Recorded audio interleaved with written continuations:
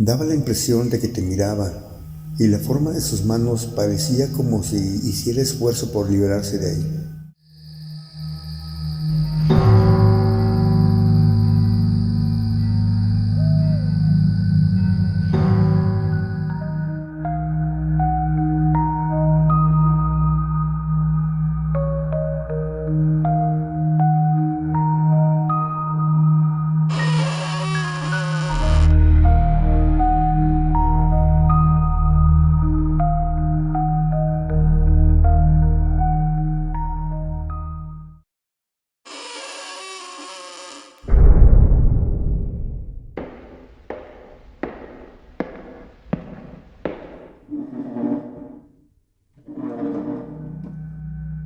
Buenas noches, bienvenidos una vez más al Ministerio del Terror. Aquí, donde los recuerdos se vuelven susurros y los susurros se transforman en historias. Esta noche traemos para ustedes dos casos enviados por agentes del Ministerio. En el primer caso, resulta inquietante que en un sitio considerado sagrado como el Cerro de la Cruz en Amealco, municipio de Querétaro, ocurran hechos misteriosos que parecen desafiar la fe y lo espiritual.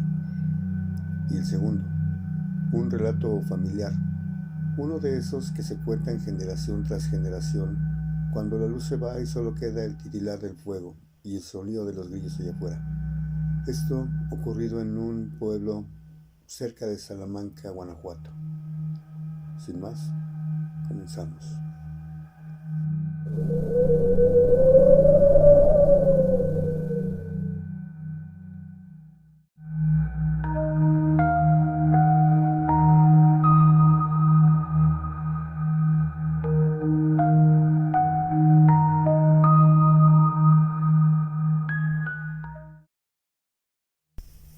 Buenas noches, amigos del Ministerio del Terror.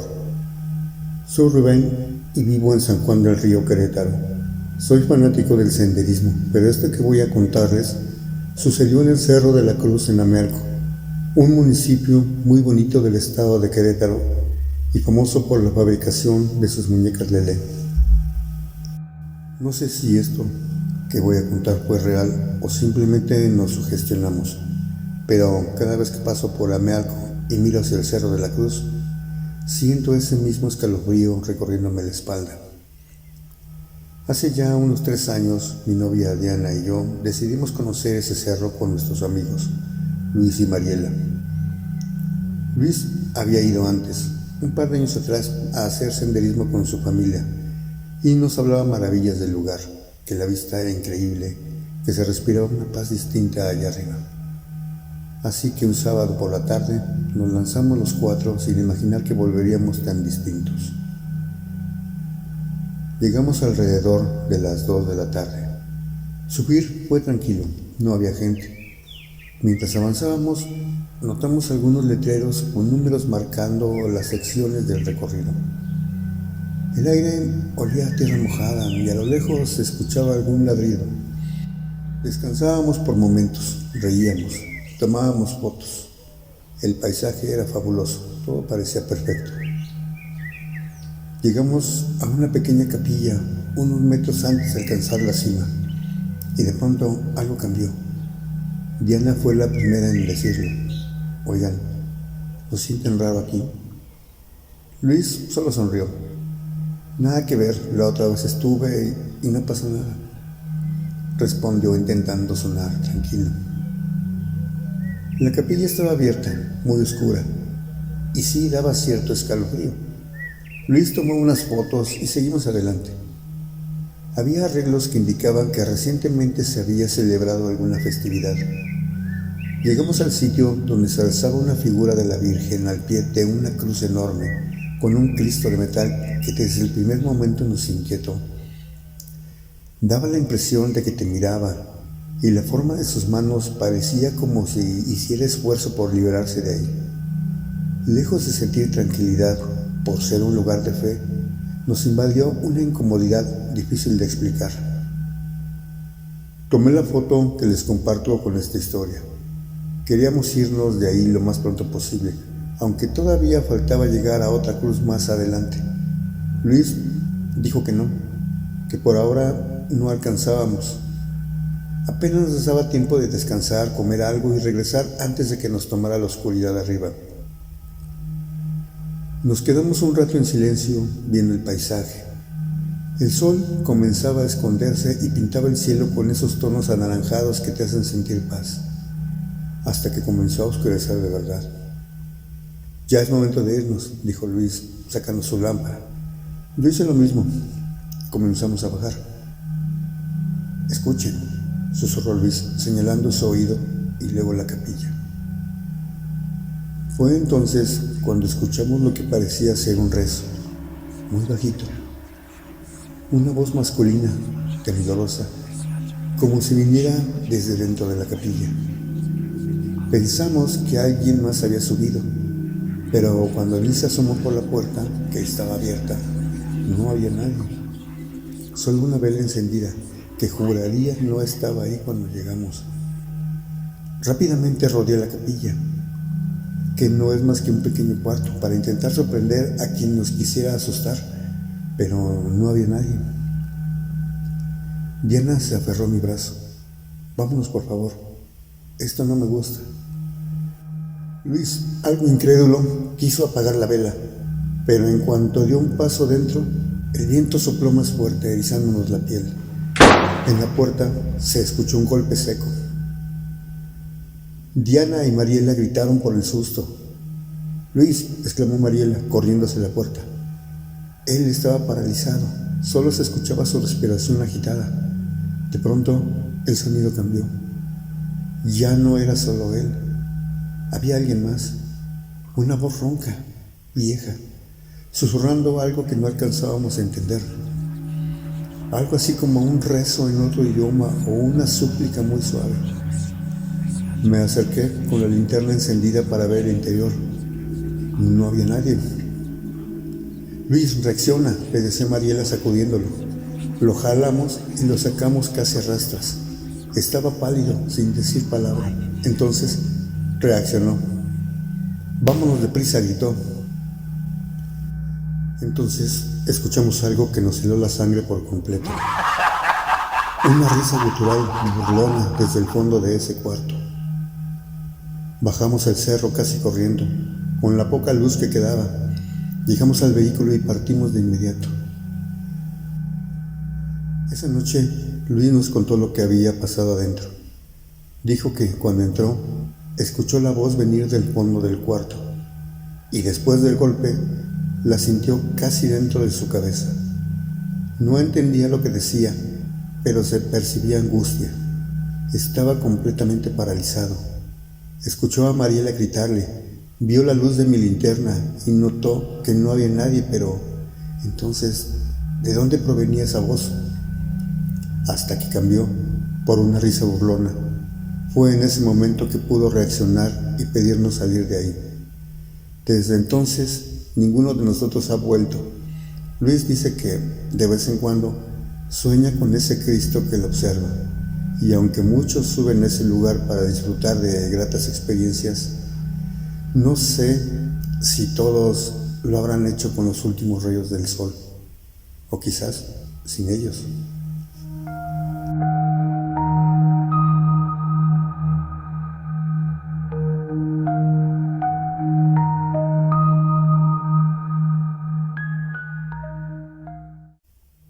Hola, agentes del Ministerio del Terror.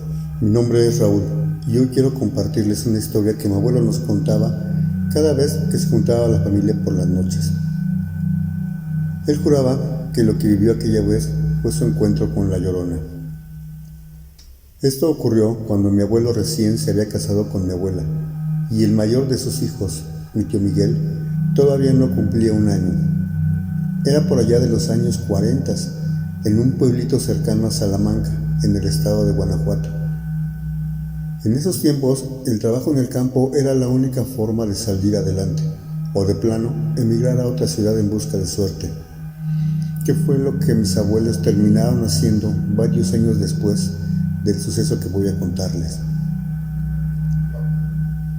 El tío Miguel, desde pequeño, fue muy enfermizo, tal vez por las carencias en las que vivían. La casa era de adobe, y el aire frío se colaba por todos lados. A veces solo podían hacer una comida al día, pero nunca les faltaban los frijolitos y las tortillas que mi abuela preparaba en su comal grande, en su cocinita de leña.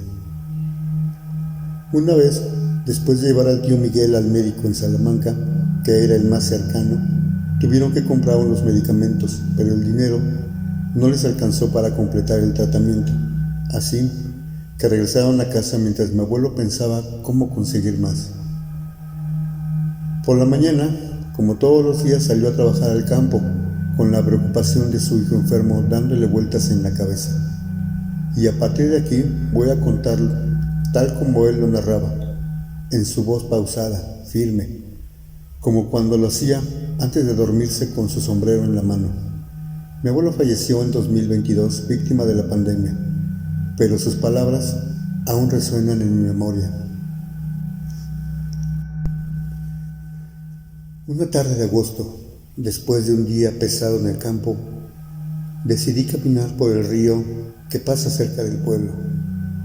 Quería despejar la mente, pensar cómo conseguir dinero para las medicinas de Miguel. La brisa era fresca y el burbullo del agua siempre me tranquilizaba desde niño. Cuando mi padre me regañaba o me daba mis cintarazos por travieso, allá me iba a esconder, al río. El sol ya se estaba ocultando detrás de los cerros.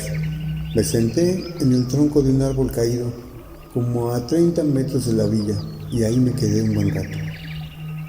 De pronto, el aire se volvió más frío. El ambiente se quedó en silencio, ni grillos, ni ranas, ni viento, como si el mundo entero contuviera el aliento. Saqué un cigarro, de esos sin filtro que me había regalado mi patrón, y lo encendí. El humo subía despacio, y ese silencio me ayudaba a pensar con claridad. Ya pasaban las 9 de la noche.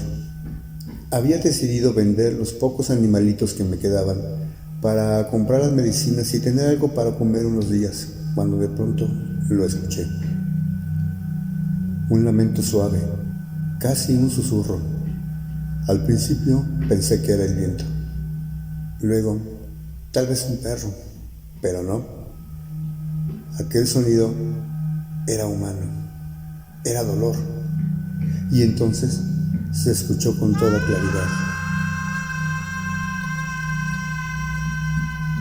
El lamento retumbó en el aire, largo, profundo. El corazón se me heló. En el pueblo, las historias de la Llorona eran cosa común, pero yo nunca había creído en eso. Me levanté de golpe, tomé mi sombrero, el costal con las verduras y el pantalón de manta que me había regalado el patrón. No sé por qué, pero en lugar de irme, seguí el sonido. Mi curiosidad fue más fuerte que el miedo, y cómo me arrepiento. Mientras más me acercaba al río, vi algo entre los árboles.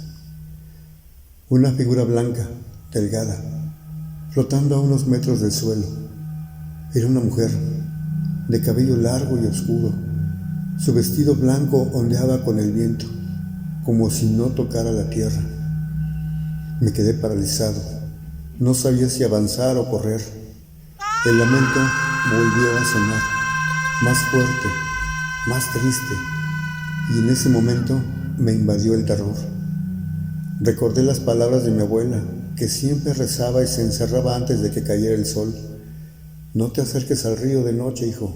La Llorona busca a quien llevarse. Pero ya era demasiado tarde. Aquella figura giró lentamente sobre su eje. Sus brazos se extendieron hacia los lados y sus ojos eran 2 pozos negros llenos de tristeza infinita. El suelo pareció moverse bajo mis pies. Corrí sin mirar atrás, como si el mismísimo diablo me persiguiera. Los perros del pueblo empezaron a ladrar conforme pasaba, como si ellos también pudieran sentir que algo venía detrás de mí. Cuando llegué a mi casa, le grité a su abuela Lupe desde la calle: «Lupe, quita la tranca, ábreme». Ella, asustada, pensó que alguien quería golpearme o que había robado algo, pero al oír mi voz desesperada, abrió. Entré corriendo y cerré la puerta con fuerza. Le conté lo que había visto mientras tomábamos al pequeño Miguel, lo acostábamos entre nosotros y lo abrazamos fuerte. A lo lejos, los perros seguían ladrando y poco después comenzaron a aullar, cada vez más cerca. Esa noche no dormimos. Yo tenía el corazón apretado y mi esposa rezaba en voz alta: Virgencita Santa, protégenos, protege a mi hijo. El lamento volvió a escucharse, lejano, pero claro, y poco a poco se fue perdiendo entre los árboles. Nunca supe si aquello fue un espíritu, una aparición, una advertencia. Solo aprendí que hay miedos que son tan reales como las sombras.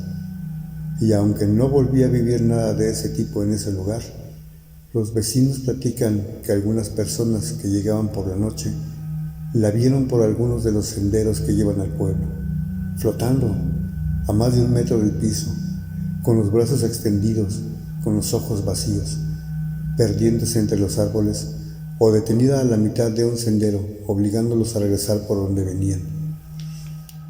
Seguí regresando al río, pero nunca de noche, y cada vez que escucho el río murmurar, una parte de mí sigue recordando aquel encuentro aterrador que no olvidaré mientras viva. Si te gustó este episodio, demuestra tu valentía y únete a la Orden del Ministerio. Suscríbete, activa la campana para recibir las próximas invocaciones y comparte este podcast en todas tus redes para reclutar más almas para nuestra causa. Compártenos tu historia a elministeriodelterror@gmail.com. Cuantos más seamos, más fuerte será el ministerio. Gracias por escuchar, a gente. Hasta la próxima reunión secreta.